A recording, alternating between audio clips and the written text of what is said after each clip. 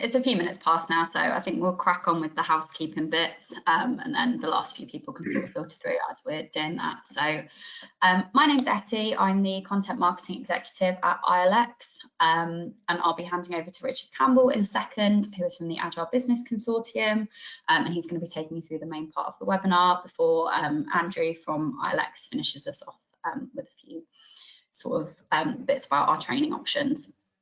So it's just a couple of housekeeping bits I want to cover before we make a start. You'll notice that you're all on mute. Please can you keep yourselves on mute throughout the session. If you do have any questions throughout the webinar, there is a question box in the corner where you can type those in. We'll be doing a Q&A session at the end, so we'll answer all of your questions during that portion of the webinar, unless they're sort of technical issues, in which case we'll respond to you via the chat box, and then we can hopefully get those resolved. The most common question we do get is the webinar going to be recorded? So yes, it will be recorded. You'll receive a follow-up email from us tomorrow with the link that you can watch it back and share it with any sort of colleagues or anything that you think might find it interesting as well. We'd also like to just say give us a follow on social media.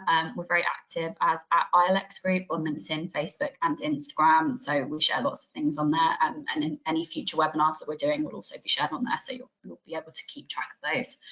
And finally, there's a short feedback form which you'll receive at the end of the webinar. If you wouldn't mind giving us your feedback, that would be great. So today's session is going to last about 45 minutes, and then we'll leave time for a Q&A at the end, so that will take about 15 minutes, bringing us up to the hour mark. So yeah, without further ado, it's my pleasure to hand over to you, Richard, if you want to get started. Excellent. Thank you very much, Etty. Hello, I'm Richard Campbell from the Agile Business Consortium, and I was delighted that the ILX Group has invited me to join this event. And I'll start by telling you what you can expect from this talk. So over the next 25 minutes or so, I will take you through the points in the agenda that you can see ahead of you. I'll start by providing some background that led to the ideas around business agility growing in momentum. You know, this is the big why.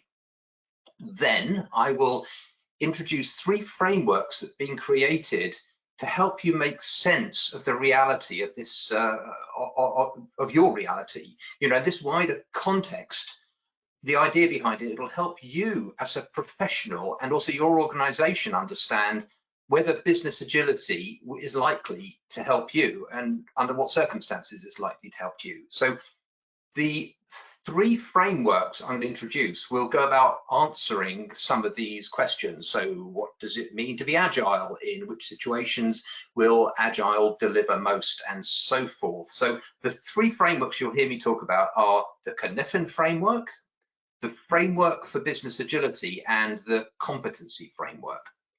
So on to the first area. So many of you have probably heard about this idea of VUCA: volatility, uncertainty, complexity, and ambiguity. But, you know, this is trying to address the question of, you know, why agile? Why is it going to be helpful? So first of all, I'd start off by saying that business agility itself is not an objective, but it's a response to our changing times.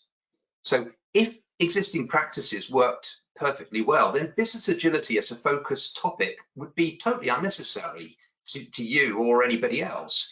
You know, and if you were in a steady state situation like that, perhaps you just simply look to incremental improvements to address effectiveness and quality issues. You know, there's no compelling event that's going to drive major change to adopt something like business agility. You know, and whilst many software teams have adopted agile techniques by default, it's the standard way of doing software technology development. Most businesses started looking at business agility when they recognized a real qualitative shift in the domains in which they operated, and that's characterized by this VUCA world. You know, they're seeing more and more VUCA characteristics in the problems they're trying to solve, the customer needs they're trying to address. So let's just spend a few minutes just making sure we're all aligned on what we mean by the term VUCA. So the military term VUCA has been borrowed by the business community to express the rapidly changing nature of modern business. So first of all, so volatility, so it refers to the dynamics of your domain, an increased rate of change and significant interplay between critical factors. So climate crisis represents this perfectly, with record high and low temperatures, rain and snowfall, wildfires and droughts, impacting the existence of all life on Earth. So that's volatility in a nutshell. I know we don't quite see it that way necessarily in business, but you can see that sort of characteristic coming into your business.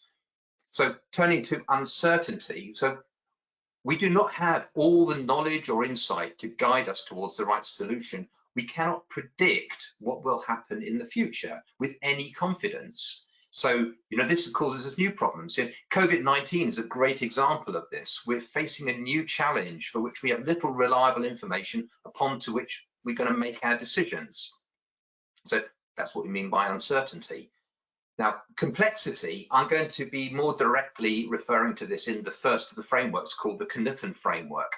But at this point, I'll say, we're developing products and services and other forms of solutions, many of which have such complexity that we need more advanced ways to think about these domains. And because in many of the spaces we're trying to work now, there are no governing constraints. So you're no longer able simply to design a solution from the ground up. You have to find a different way of coming up with solutions than we may have done historically. And so finally on to ambiguity, it's an increasing fact of life. We have lots of data, but this can be interpreted in different ways, and it's far from clear which interpretation is correct, or even if we're looking at the right data. So in some cases, there's no right or wrong, there's no good or bad, there's no tick box. We have to make a judgment, and how are we going to be in a position where we're making those right judgments? Because much of the success of the organization will hinge upon it. So with that as a background, we're increasingly seeing this VUCA world. And in response to that, the concepts of business agility have grown. Oops, sorry about that. So what does it mean to be agile? Well, as the professional body for business agility, the Agile Business Consortium has come up with this definition of business agility. It's a people-centered, organization-wide capability that is purpose-driven to deliver value. And a central theme behind all of this is people are creatively collaborating in small, value-focused, empowered teams. So this is what we mean by business agility. And I'd say a major barrier to an organization's journey towards business agility is the willingness of some business leaders to relinquish control. That they're used to a command and control style of leadership, where actually what is needed to be an agile business is to move towards what we refer to as servant leadership. And relinquishing that control can be the biggest challenge. People can be busy working away trying to do agility within their teams, but the leadership is slow to change their style of management to empower those teams. So at the heart of it, business agility states that leadership, so I keep pressing the wrong button here, leadership lives everywhere in the organization, and our domains are too complex for even the most brilliant of minds to map out the correct path. The agile organization leverages the creative imaginations of each of its people and delegates appropriate authority so that the teams closest to the problem are empowered to make decisions. They've got to have guardrails, but the idea behind that is decisions are made faster in rapid iterative learning cycles. So you're getting closer and closer to the solution because you are closer to the problem. That's the idea behind it. So if we move on to, what an agile organization, what does it look like? Well, it has the ability to adapt quickly.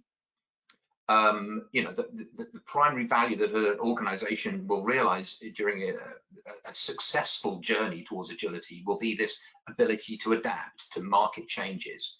it will respond rapidly and flexibility to the ecosystem needs, changing regulations, for instance, changes to the competitive position, what your competitors do. You're addressing new markets, for instance. Those are the sorts of characteristics which would drive, a more agile business would be able to respond to those much more quickly. And it will lead change in productive and cost-effective ways. And ultimately, this will lead to a truly sustainable competitive advantage.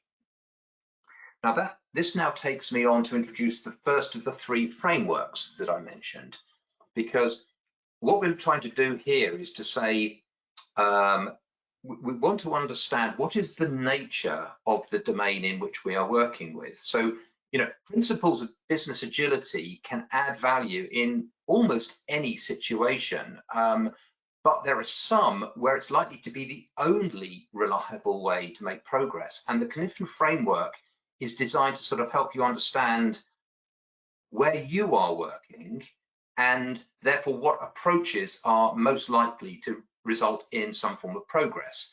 So I will introduce the Conniption framework. This diagram here is the representation of it. And so Conniption, first of all, can't be implemented. It's simply a sense-making framework, a way of looking at your reality. And its purpose is to help you understand the nature of the domain in which you are operating. So right in the middle, I don't know, if you squint, you can see right in the middle in the gray area, it says confused. And that's where I'm going to start to explain what we mean by this diagram. So the confused state in the center reflects the situation where it's not known what sort of system you are in. Are you dealing with an ordered system or a complex system, or you're in some sort of chaotic environment?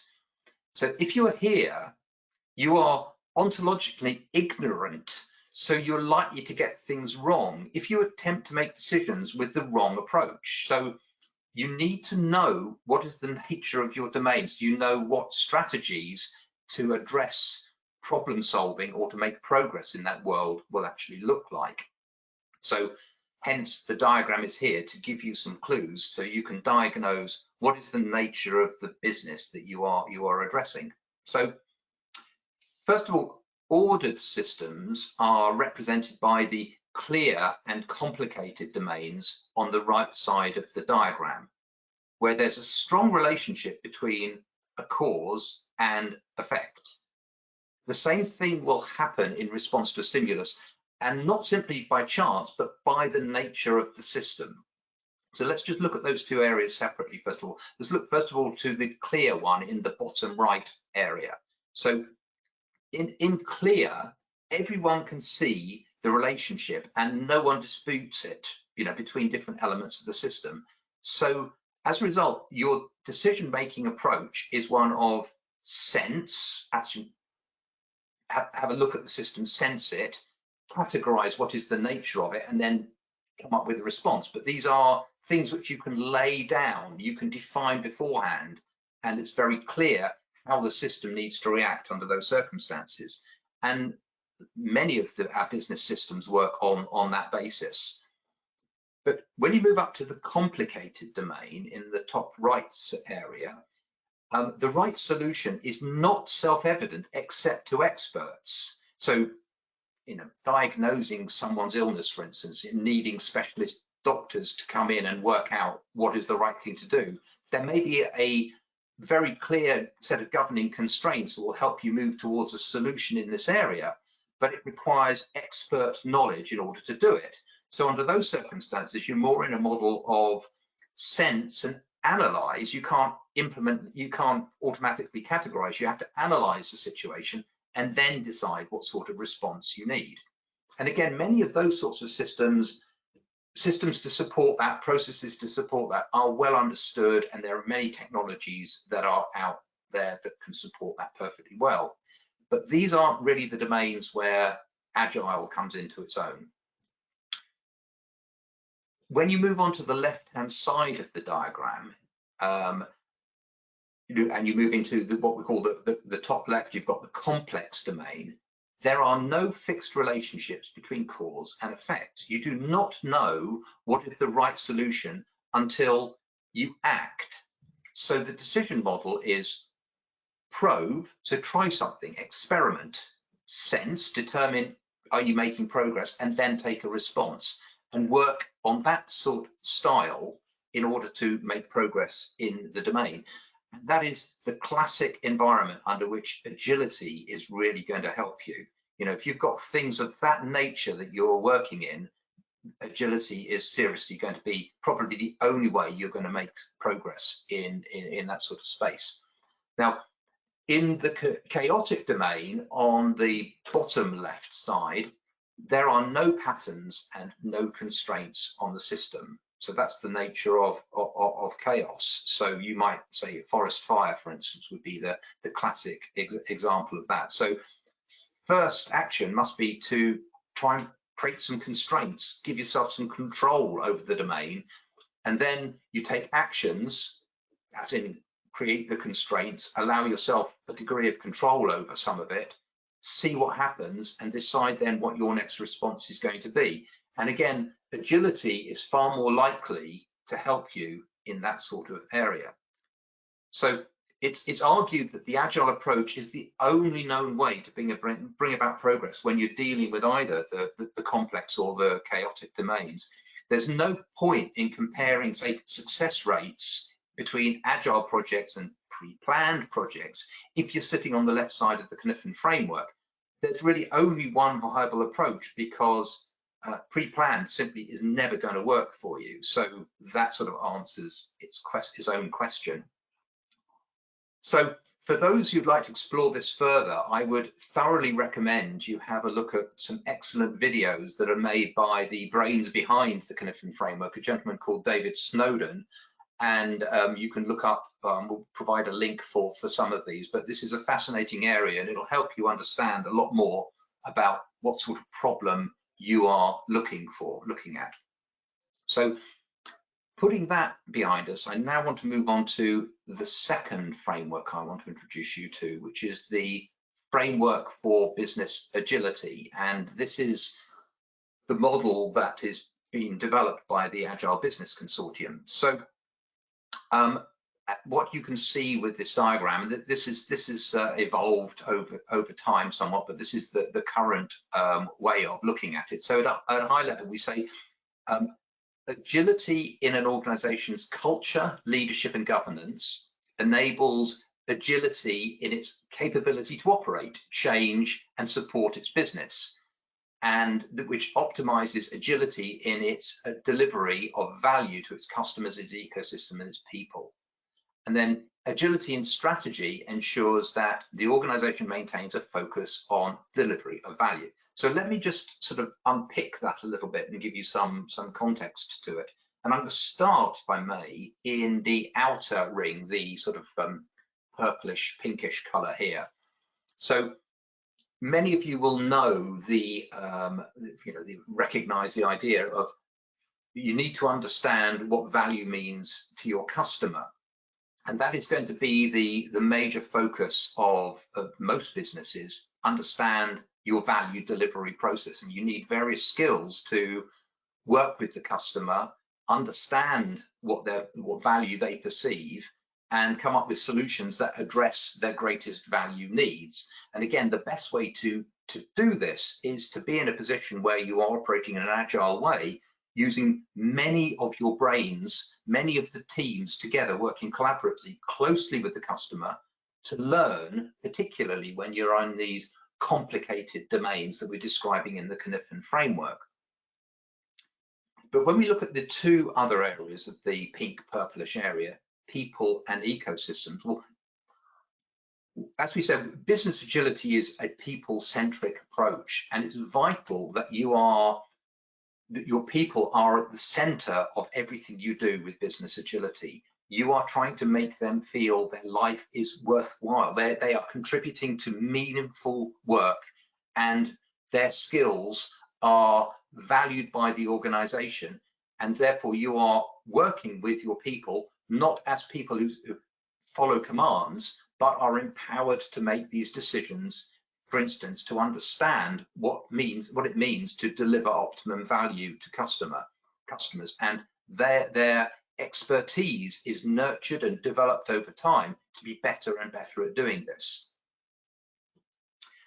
Turning last of all to the ecosystem, this means we need to also be focusing on all of the other organizations and factors which influence our ability to deliver value. So it is regulators, it's suppliers, it's our competitors, these organizations who in different ways are partners, who we might work with or compete against or will interact in some way to affect our ability to deliver value to our customers. We need to be monitoring this in an agile way and then deciding how to respond. Again, is that of its own nature complex because there are so many competitors, there are so many markets which we operate in. Understanding that is an agile activity in its own right. So an example. So with that as an outer ring, and that really starts to talk about the value delivery and what is driving the adoption of business agility. Jump into the middle, because culture, leadership, and governance are the critical factors for achieving business agility. Without agile leadership, agile culture, and agile governance, no amount of doing agile in a specific team is actually going to bring about business agility. Now, just to give you a little bit of a flavor for that, I mentioned already leadership styles. So if you have quite an autocratic decision-making process where all of the major decisions have to go up the hierarchy, only for somebody, up to a position where they don't really understand what problem we're trying to solve, for decisions to come down, which are then followed rigorously, religiously, if you might say, that is the antithesis of business agility. What you want to do is have a position where leadership establishes a direction of travel and intent, empowering the teams who are closest to the problems to make the right decisions so they can make those decisions quickly in iterative cycles. So having that in place, so there's no matter of if you've got Scrum teams or other forms of agile development going on, but those teams are themselves constrained by the leadership style of the organization, you're not going to make tremendous progress. So I just wanted to bring that one out. And at the heart of it, too, is the culture of the organization. Do the people genuinely feel like they are valued and they are trusted to make the decisions? Developing agile culture is not something you can just hope for. You've got to plan for it, you've got to train for it, and because many of the people who come into the organization will not be used to some of the ideas behind agility. So understanding, developing, nurturing the right culture for your organization is critical. And when it comes to governance, equally well, if budgets are set in September for the following year by your finance department, how can you make decisions within your product development or your project development if it's constrained by budgetary needs which needed to be set 18 months ago? This is the antithesis of agility. Again, what you need to be able to do is to work with your finance, your budget, your finances, your legal people, so that you can empower teams to make these rapid decisions and respond rapidly as well. So that's the inner blue one. And then the next one out is the operations area. So operate at the top, as it would suggest, this is your business as usual. How do you deliver value to your customers today? And so this, you can do that in agile ways, empower people to operate your business by being getting feedback and incorporating feedback. But very often normal operations are constrained. They only have certain degrees of freedom to adjust to this feedback. And that very often results in the need for a change project, which you can see in the bottom right side. So this is the area where agile project management, agile business analysis, and so agile digital services, as some of the 3 training programs that ILX delivers, this is where they really come in. They do touch on many of the other areas, but that's their focus in the change area in the bottom right. And in the bottom left, you have the idea of the support. How is your organization supported? So marketing functions, HR, finance, legal, IT. How do those developments occur to support normal operations, and can those be done in more agile ways? And again, that's a massive area of development at the moment. And finally, the grey area that circles it, which talks about strategy. So what you want to do is your strategy is the way that you organize the operations of your business to deliver the value to your organization. And again, Agile strategy is very different from 5-year planning and strategy development in this sort of area. So this in its own right is a specialist area that a business looking to move towards business agility needs to think carefully about how exactly it implements strategy to support a business agility approach. So the final framework I want to introduce you to before I hand over to my colleague Andrew to take you through some of the details of this. I want to talk a little bit about your Agile learning journey and introduce the Agile Business Consortium's competency framework, which is sort of represented by the boxes on the left-hand side here. So, and on the right, you've got examples of the major certifications which the Agile Business Consortium has developed and are delivered by the ILX group.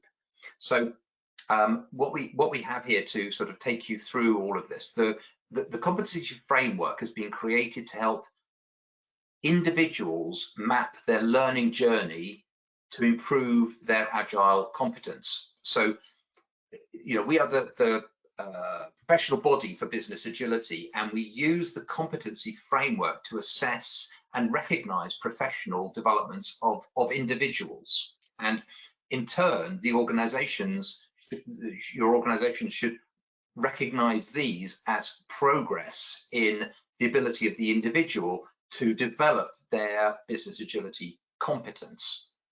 So all professional levels require a commitment to continued professional development. You know, at the heart of business agility is learning. There's always new ideas coming out. The consortium acts as a way of bringing all of this great learnings from around the world together and sharing it with our professionals so that you can progress your journey towards business agility. We see that as our purpose in life. So when you pass one of the foundation exams, illustrated by the certifications on the right-hand side, this makes you eligible to apply for what we call professional level 1, or the explorer level of our competency framework. So you can see from the certificates on the right-hand side of the page here, you've got Agile Project Management in blue along the top. So you've got a foundation and a practitioner certificate. And then the next one down in the dark red color, you've got the Agile Digital Services, again, foundation and practitioner. And at the bottom, Agile Business Analysis on the left and right for foundation and practitioner. So doing the foundation will enable you to become a professional member of the consortium. This is something which you are automatically eligible if you pass the exam. So Andrew will explain how working with the ILX group will, you know, enable you to pass it as quickly and painlessly as you possibly can to get to level 1. With the practitioner credentials, you can apply for professional level 2, you know, which is also called practitioner. But this will require a reflective article in addition to passing the exam on how you've applied the principles you've learned in your working environment.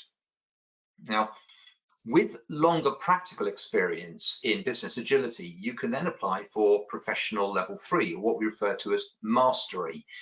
where you must reflect on your application of Agile principles over an extended period, including being interviewed by the professional panel.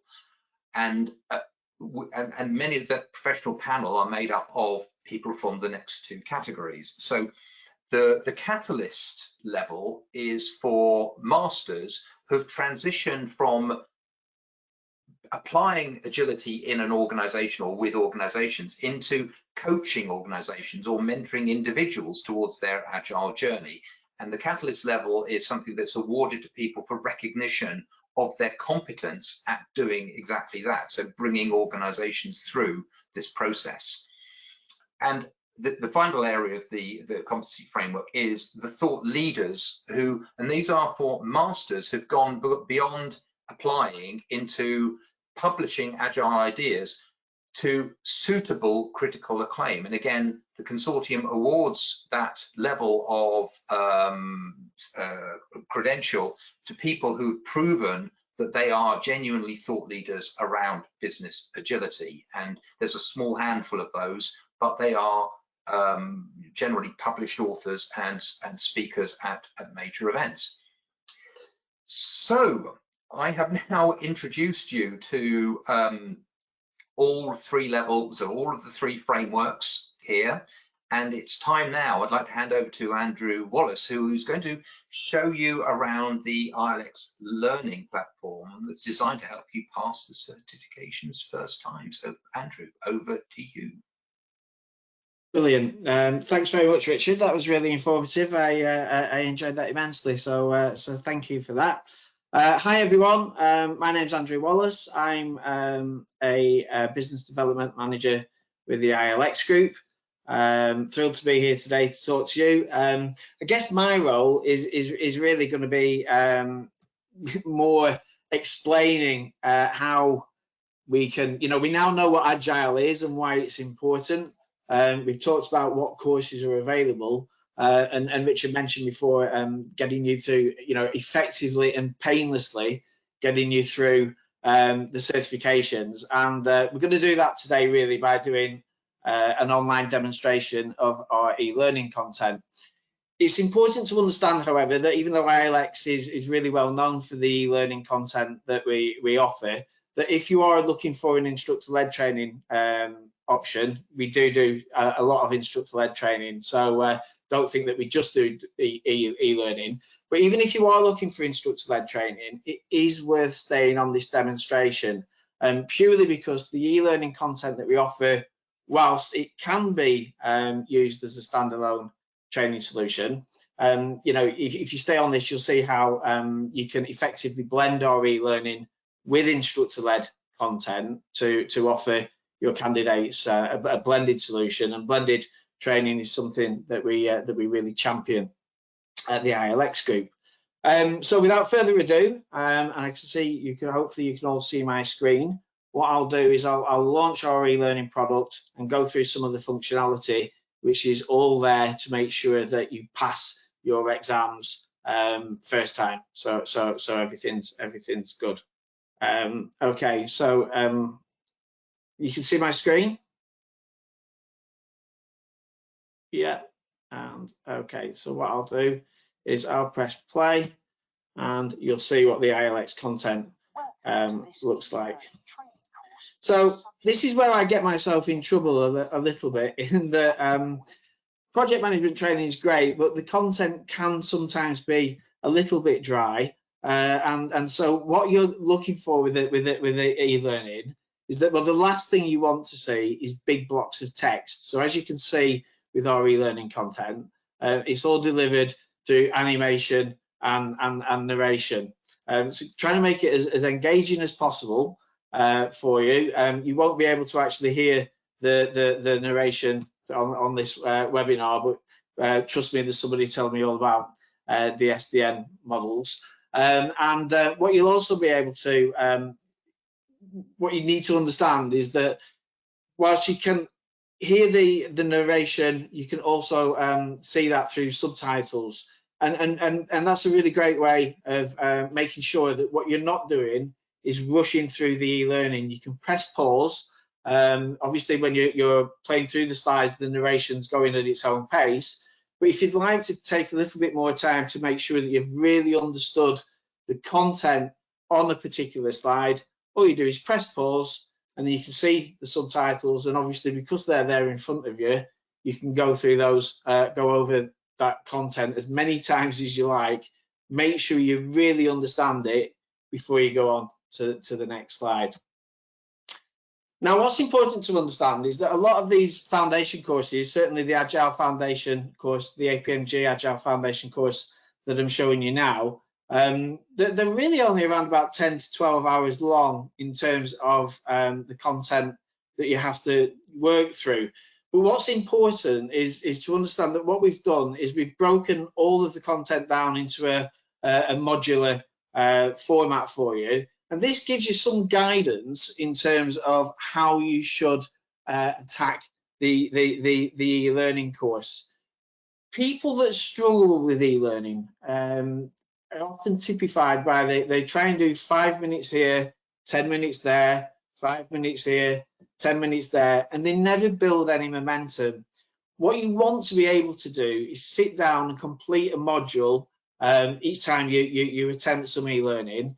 We've broken them down in a way that no module is usually longer than an hour and a half. So if you can have the discipline to work your way through a module each time you sit down to the content, you'll get through it as effectively and painlessly as possible. What you'll also see is that we include mini quizzes and activities at the end of each module, and that allows you to check understanding at a modular level and make sure that you're perfectly happy with everything that you've covered before you go on to the next session. You also have an index and glossary, and this can be used in two ways. One is pre-certification. So what you might find is that as you're working your way through the content and you're answering the questions, you may find that there's a topic that you are having a particular issue with. So with Agile, it could be something like time box. So what you would do is you would go to the glossary, you would go to T, you find time box, and then what you can see is links to all the parts of the course that relate to that one particular area. And therefore, what you can do is just go, right, I'm not going to do anything else this afternoon. I'm just going to nail all of the content on whatever the particular topic is before you move on. Another way you can use this is almost post-certification, and it works very well with anybody that's doing an instructor-led course, where you may have to digest a huge amount of information in a short period of time.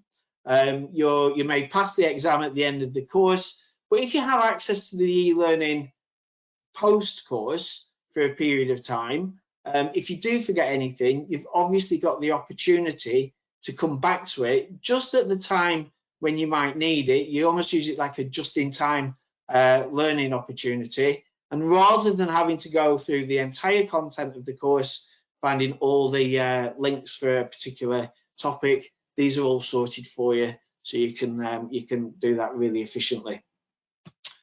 We have resources, so there's all sorts of things in here. The user guide is a printable version of the full transcript of the course. So if you feel the need that you want to do that, you can print that off and almost use it as an additional manual if you've not bought the manual. You have things like process models, etc., which you can print off and are useful to have next to you as you're working your way through the content. We've got favourites pages. As I always say at this stage, you would be a fairly sad individual if you had a favourite Agile slide. But what you might have is a slide that you didn't quite understand, that you want to be able to bookmark it and return to it quite efficiently. So all you would do is you click that on there, and then next time you want to come back to that slide just to maybe go over it again, you can do that really efficiently and easily. You can make notes in the course, so that's really easy to do. And all you do is you make the note next to the slide, save it, and when you're back next to that slide, notice if I can spell morning, it's there for you, and you have a note to remind you of whatever it is that you wanted to do when you went back to that slide. Now, a couple of other things. Even though this is an e-learning course, it's important to understand that you have access to tutor support. So our tutor support is manned by our instructors. Obviously, they're experts in their field, and if you email those guys, they'll usually come back to you at the end of the same day that you've sent the email in. Email support for foundation courses is usually plenty, very much information based, and therefore that works absolutely fine for that. Now, those of you paying attention, you will have noticed that I missed out 2 of the icons, and these really are the most important 2. And this really is what I feel anyway, will make sure that you pass your exam first time with as little pain as possible. It's a really good piece of functionality. And this is our exam simulator and the revision pad, and those work in conjunction with each other. And they've both got ticks on, you can see that. And basically what the exam simulator is a mock exam. So no matter what the format of the real exam that you are taking, ILX replicate that exactly within the exam simulator. So for the APMG Agile Foundation course, the exam structure is 50 questions in 40 minutes. So if you can see on my screen, the timer will start ticking away, and what you will do is you complete the course in its entirety. Obviously, you'll have taken the mini quizzes as you work through, but what we want to then do is test your understanding of the content against the full curriculum. So what you will do is answer all of the questions. Unfortunately, in real life, they're not all A, and you take a little bit more time over it, and then what you would do is you would submit your answers. Let me just get rid of that. Oh, am I still sharing my screen? Yeah. You would submit your answers, just checking that you know that you've not answered all of the questions. Once you submit that, and then what you have is a chance. What it will do is it will score the answers that you're given, but you have an opportunity to review the answers. So hopefully you'll get slightly more than I did. You'll go into review, and what's interesting here is that where you get the question wrong, it makes it clear that you got it wrong. So you know, I answered A. It's indicating that I answered A. It's telling me that I got it wrong, and it's indicating that the answer is B. However, what you don't want to do is just learn the answers to the questions rote fashion. What we want to do is make sure that you really understand not that the answer is B, but why the answer is B. And what we therefore do is give you an opportunity to add these questions to the revision pad. So the idea is that you will go through all of the questions that you got wrong, add them to the revision pad. Once you've added them to the revision pad, you go into it, and all of those questions are there waiting for you. Now, all good training programs are based on 2 things, measuring and coaching. And what we've done is we've gone into the exam simulator, we've taken the test, and we've measured what we've learned. What we now want is an opportunity to revisit the areas that we got wrong and re-coach ourselves. So what we can do is we have the question that we got wrong. Obviously, that's only there because we got it wrong. And what we will do in the revision pad, we will be provided with 2 links or 2 references. One is for the manual. So if you've purchased the manual that goes along with the course, you will be able to go onto that page, and it will provide you with some context as to why the answer is the answer. But the other thing you have is a course reference. And what you can do is you click on that. And what you can see, it's taken us to a fairly precise part of the course that contains the answer to the question that you've missed. So I think this has taken us through to about 28th page of a 30-page module. So what we can do is we can quickly and in a very efficient way, we can plug the gap that we've demonstrated that we have in our in our knowledge. You're going into that looking for the answers. So what will happen is that information will become quite sticky rather than it just being lost in a sea of full content when you're working your way through the course. And what you've done is that you've filled that gap in. So what you would do is complete all of the questions that you've put on the revision pad. You then empty the revision pad just by clicking on the bin, get rid of all those, and then go back into the exam simulator and take the full test again. Now, with our exam simulator, obviously with the Agile course, you'll see 50 questions each time, but we have a much wider bank of questions available. So you will not continually see the same question again and again. It'll be a random selection, but because you don't see those same questions, you don't get fatigue and familiarity with it. And if you go through that process multiple times of measuring in the exam simulator what you know, extracting the bits that you don't, filling in the gaps in the revision pad, and then going back into the exam simulator to test yourself again on the wider curriculum, your knowledge will get higher and higher each time you go through that sort of almost a virtuous learning circle. And whilst there are no guarantees, it's important to understand that in order to pass the APMG Agile Foundation course, I think that to get the certificate, you need to gain something like 50%. So what we want you to do using our functionality here is get as high a score as you possibly can do, so that when you are going in to take the actual certification, you're completely confident that there's a distance between what you're scoring in our exam simulation and what you will see on the real exam. Finally, for those of you that are interested in organising training for larger groups, one of the drawbacks potentially with e-learning is that you provide it for candidates and that you're not 100% certain whether they've completed it. I've not got the time now to go into great detail in terms of our administration portal, but suffice to say, what we can do is we will host all of your candidates in your very own portal.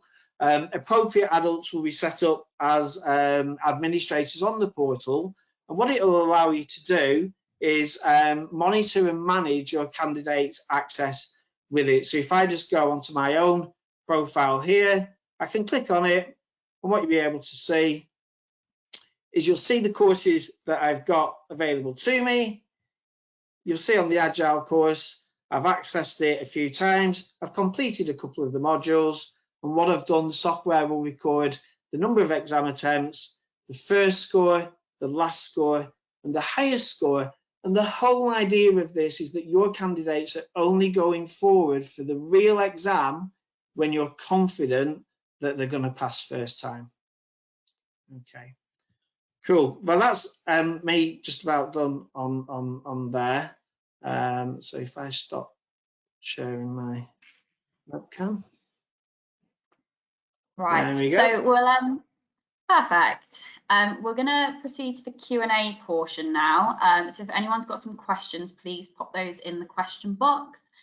We have had a few come through already, so we'll start with those ones, and then hopefully we might get a couple more as we're going. So the first question I think probably is for you, Richard. In the section where you talked about the Cynefin framework, you mentioned that Agile maybe doesn't work so well for the top and bottom right sections. The person said that their understanding of Agile delivery is that it works best with fixed constraints around time and cost. Are they getting a bit mixed up with Agile project delivery and business agility, or would you be able to sort of explain that a bit more for them? Yes, I can see where they're coming from. So what I'd start off by saying is that it's not so much that agility can't be applied to all of the quadrants, but the point I was trying to put across was many of the more traditional approaches simply won't be able to address domains on the left-hand side. That's probably the bigger message about the Cynefin framework. But going back to the principles of when you're getting into iterative development, absolutely what you're trying to do is you're trying to fix in a delivery cycle. You're trying to do things in a fixed time and a fixed cost to deliver the optimum value in each cycle. And that might seem a little contradictory, but you actually bang on with your question. It's a really important distinction, and yeah, so they're trying to look at problems in slightly different ways. But you're right. Once you get into the process of starting to do an agile development and you're working in these cycles, you definitely want to be time boxing ideas. We want to develop, what's the most value we can deliver and try and fix the cost and fix the time in each cycle, so you are actually delivering value, and then you're seeing how much progress you've made, you adapt, and you do the next cycle and the next cycle, each in these increments. That's a sort of fundamental agile principle. Yeah. Okay, thanks, Richard. Next question, I think, Andrew, is probably a bit more for you. Is the exam classroom based, and how do people go about booking exams? Okay, so now all exams really are taken on online. So what you would do is you would work with the exam simulator to obviously get an understanding as to when you're actually ready to take that exam. And when you're ready to take that exam, you would schedule it in. Now, a lot of the packages that we sell come with the exams already included. And it's important to understand that, exams are available 24/7. So you use the exam simulator to let you know when you're ready. When you're ready to schedule it, you activate your exam voucher, you book it in whenever you want. As I say, they're available 24/7, and you take them online at home. You can take them on home, you can take them in work. You have to do them in what we call test conditions, which basically means you've got to be in a room on your own. You can't leave, nobody else can come in. But all this is explained to you on your exam voucher. But the great thing about using the exam simulator is that when you take the real exam, you're already completely au fait with the format of it. So as I say, our exam simulator is the same as the real thing, so it's not too daunting. Perfect. Got another one for you, Andrew, as well. On the e-learning platform, can users see their progress for themselves? Obviously, you mentioned about the organisation sort of being able to see their progress. Can individuals see that as well? Yeah, you will understand. Yeah, what course how far you've got, so you'll be able to see what modules you've completed, all that kind of stuff. But yeah, you'll also have an understanding as to what exam scores you've received yourself. Perfect. Richard, another one for you.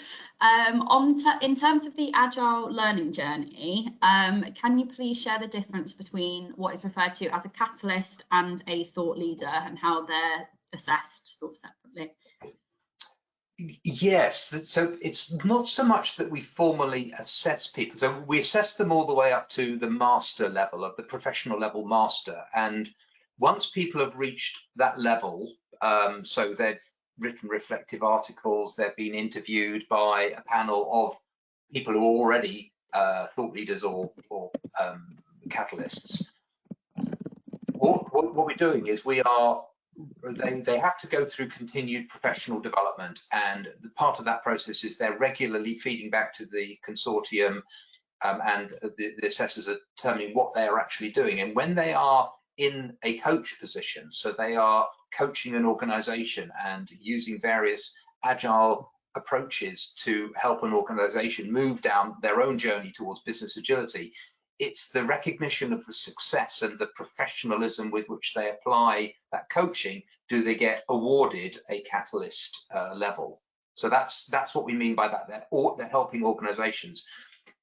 Thought leaders is purely their published work, and they're talking in conferences and to critical acclaim in both cases. And it's in recognition of that critical acclaim do we award the thought leader work. But it's published work, public conferences. That's the nature of the thought leader. And of course that comes with a certain credibility, and we welcome the idea of organizations bringing such people in with proven ability to apply business agility to the standards that the consortium feels is appropriate. Right, hopefully that covered that question. We've got another one. Someone's said, what is AgileDS and AgileBA? So I think they know about AgilePM, but are maybe not so sure on the other two courses. So are you able to sort of give a bit more of a description of those two, Richard? Yes, certainly. So Agile Digital Services is really focusing on a delivery approach that comes out of the government digital services model. And it's very much about, if you're delivering, so you've probably seen the government gateway portal, the UK government gateway portal, and many other governments around the world have got similar sorts of ideas. You are trying to empower people to self-serve in all sorts of areas from government to insurance, banking, or many services of that nature, where the focus is very much around software-oriented digital services. It helps you do exactly that, and it goes right the way through, very much focused on the characteristics of that sort of a service. That's the digital services one. Agile Business Analysis, it very much complements both of those. Someone is specifically doing the role of understanding value, understanding what is optimum, helping shape projects or product development, whether that might be digital services or an agile project, for instance. And it's a set of skills that are very useful, that are specifically agile in helping you with that understanding of value, how to do experiments, how to learn from them, what is a way of analyzing and looking at a problem. So that's what those two are about. Great. We've had a final comment as well, sort of someone saying that they found the exam simulator really useful. So that's always good. That's great to hear. Thanks very much for sending that one in, Simon. I think that's all of our questions, unless anyone has anything else that they want to add. I think we've had a few thank yous through, but that's pretty much us done. And yeah, right around the 12 o'clock mark, so we're very good on time. So yeah, thank you very much everyone for joining us. As I mentioned, we will have the recording coming out tomorrow, which will be sent to you via email and available on our ILX YouTube channel. If you've got any further questions, then please just get in touch with us via our contact us email, or you can also get in touch with the Agile Business Consortium if you've got any further questions for Richard on that end. So yeah, thanks again for joining us everyone, and have a lovely day. Thanks all.